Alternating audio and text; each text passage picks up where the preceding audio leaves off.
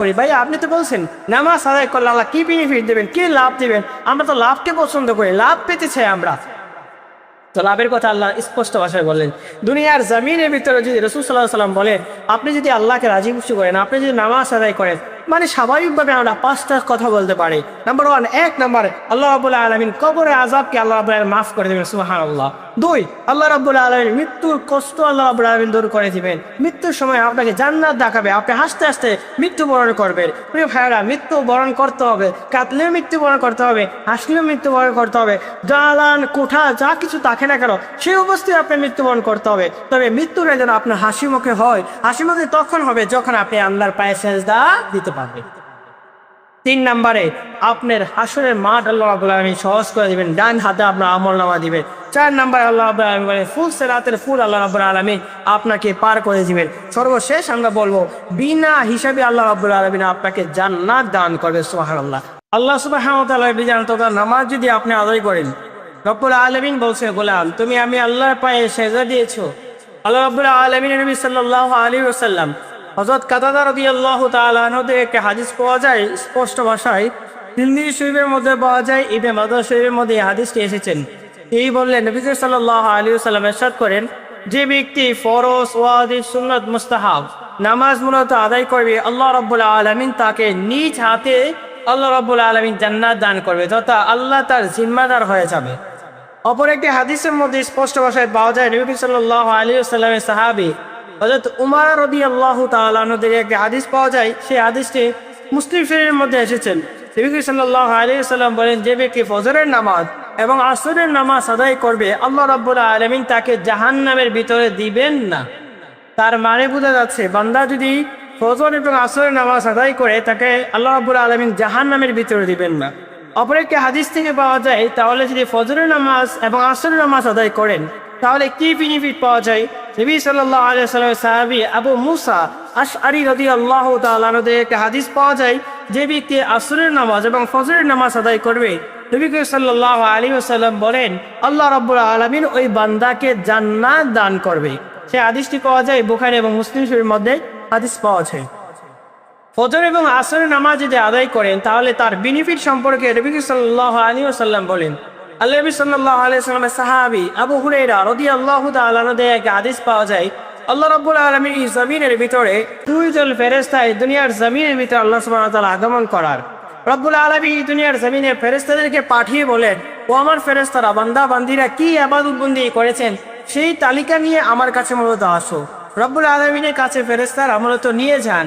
বান্দা যদি আসরের নামাজ আদায় করে, বান্দা যদি ফজরের নামাজ আদায় করে, বান্দার আমল নামার ভিতরে যদি ফজরের নামাজ ঠিক থাকে, বান্দার আমল নামায় আসরের নামাজ যদি ঠিক থাকে, বান্দা আল্লাহ রাব্বুল আলামিন বলছেন বান্দা শুনে রাখো, আমি আল্লাহর বিধান দিয়ে তুমি বাস্তবায়ন করেছো, ফেরেশতাদের সামনে আমি আল্লাহ রাব্বুল আলামিন তোমাকে নিয়ে প্রাউড ফিল করি।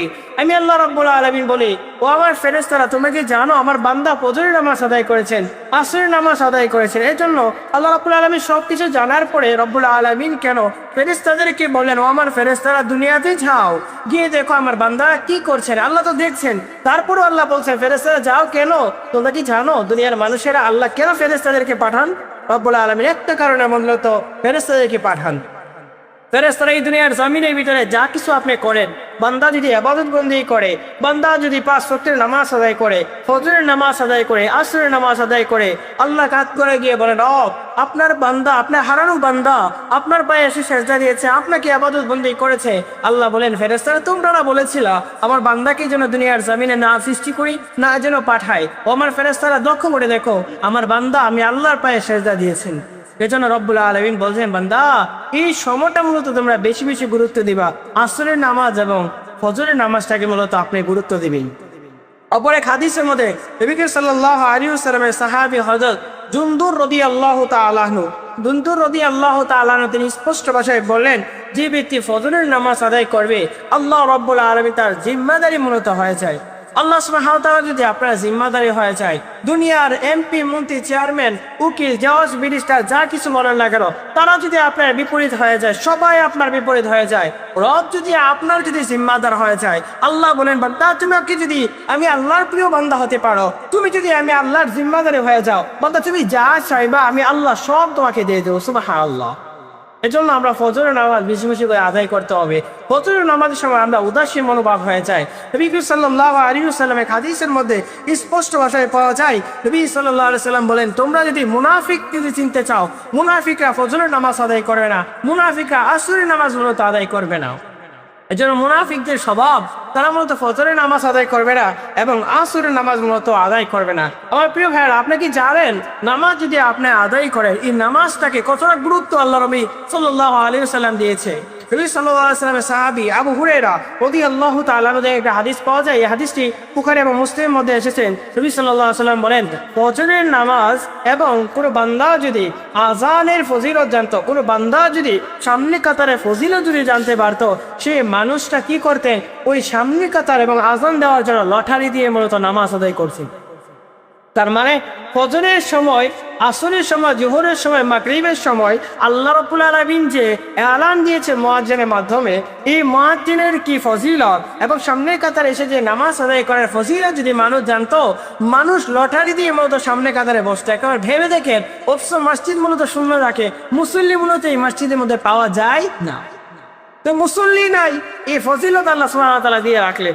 আমরা যারা মূলত নামাজ পড়ি, নামাজ পড়ার জন্য চেষ্টা করি, 5 ওয়াক্তের নামাজ আদায় করার জন্য ট্রাই করি, আমাদের জীবনের সাথে নামাজকে সাকসেসফুল জীবনযাপন করার জন্য নামাজকে আমরা আপন মনে করে নিয়েছি। মনে রাখবেন, সেই ফজিলত আপনার জন্য অপেক্ষা করছে, রবের জিম্মাদার আপনার জন্য অপেক্ষা করছে, রবের জান্নাত আপনার জন্য অপেক্ষা করছে। মূলত নবী সাল্লাল্লাহু আলাইহি ওয়াসাল্লাম বলেছেন, তাই নয়, আল্লাহ নবী সাল্লাল্লাহু আলাইহি ওয়াসাল্লাম স্পষ্ট ভাষায় তিনি বর্ণনা করলেন, শুনো দুনিয়ার মানুষেরা, তোমরা যে ফজরের নামাজ এবং আসরের নামাজে যে ফজিলত আল্লাহ সুবহানাহু ওয়া তাআলা দিয়েছে, তোমরা যদি তার বেনিফিট জানতা, তাহলে তোমরা হামাগুড়ি দিয়ে হলেও নামাজ আসতা, হামাগুড়ি দিয়ে মূলত নামাজ আসতা, যদি তার ফজিলত জানতা। অথচ মুসলমানের সন্তানকে যদি এলান করা হয় বা চলে, মুয়াজ্জিন সাহেব আপনাকে মূলত আহ্বান করছে, আল্লাহর মাধ্যমে মূলত মুয়াজ্জিন সাহেব আহ্বান করছেন, রব আপনাকে আহ্বান করছেন, রব আপনাকে বলছেন আল্লাহ পায়ে সেজদা দেওয়ার জন্য, আপনার জিম্মাদার আল্লাহ হওয়ার জন্য, আপনার দুনিয়া জমিনে বরকত দেওয়ার জন্য, আপনার চেহারা নূর বাসায় দেওয়ার জন্য আল্লাহ আপনাকে ডাক দিয়েছেন। অথচ বান্দা বলেন, না, আমার দুনিয়া সাজাতে হবে, দুনিয়ার যে ফজিলত আমরা মূলত পাওয়ার জন্য পেরেশান হয়ে গেলাম। স্বার্থপর দুনিয়ার জমিনে একটা বিল্ডিং করাকে আপনি স্বার্থপর মনে করেন, এই দুনিয়ার জমিনের ভিতরে আপনি একটা সাকসেসফুল একটা জীবন মনে করেন, একটা এমপি মন্ত্রী হওয়া, না, এটা মূলত আপনি সাকসেসফুল নয়। সাকসেসফুলের সঙ্গে আল্লাহ রাব্বুল আলামিন কারীমের ভিতরে বলছেন, সূরাতুল মুমিনের মধ্যে বলেন, ক্বাদ আফলাহাল মুমিনুন, মুমিন তো তারাই যারা মূলত সফল হয়েছেন, কামিয়াব।